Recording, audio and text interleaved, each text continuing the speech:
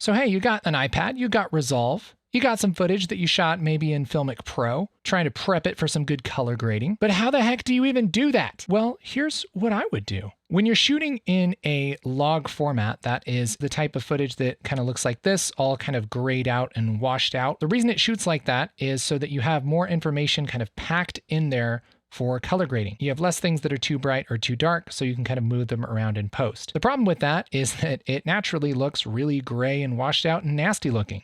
So how do we get it from gray, nasty, washed out to looking poppy? Well, long story short, you should use some kind of color management or LUT. Now, if I've already lost you, all that really means is you need to put a filter on it that will convert it from gray and nasty looking to looking pretty nice, and then you can kind of tweak it from there. Best way to do that in the color page of Resolve is just to add another serial node, which you can click on this little button right here. And in this serial node, we're going to do our LUT. For Filmic Pro, you can get a Filmic LUT pack. You can download this directly to your iPad. After it's downloaded, you can long press on the zip file and say uncompress.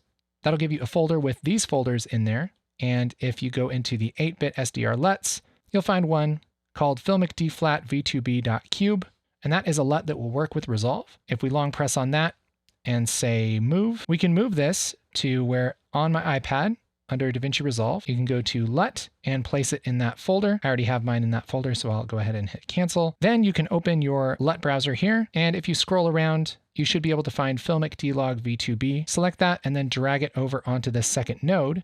And just like that, we got a much better looking piece of media here. Here it is before, and here it is after. And once you have that LUT, you can put that at the very end of your node tree. This first node is where you do your adjustments. So if it's too bright, you can adjust it here in this node. I like to just grab the offset right here. If I grab this little point in the color wheel and push it one direction, it's going to push some color into my footage. And this little slider down here is called the master wheel. If I grab this and take this to the right, it's going to make things brighter. If I take it to the left, it'll make things darker. And so I can kind of adjust how bright I want things to be with that. And I can push up my saturation, maybe make this a little bit more poppy. And there we go. That's a pretty nice color grade. And if I click this rainbow sparkle button, we can say before and after.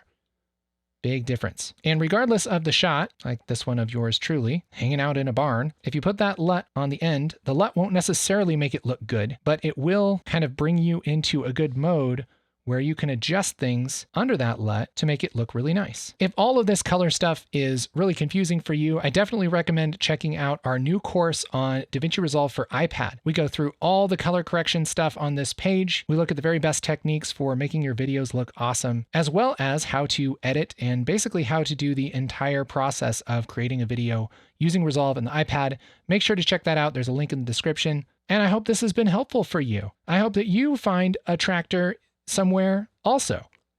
A lot. Okay, bye.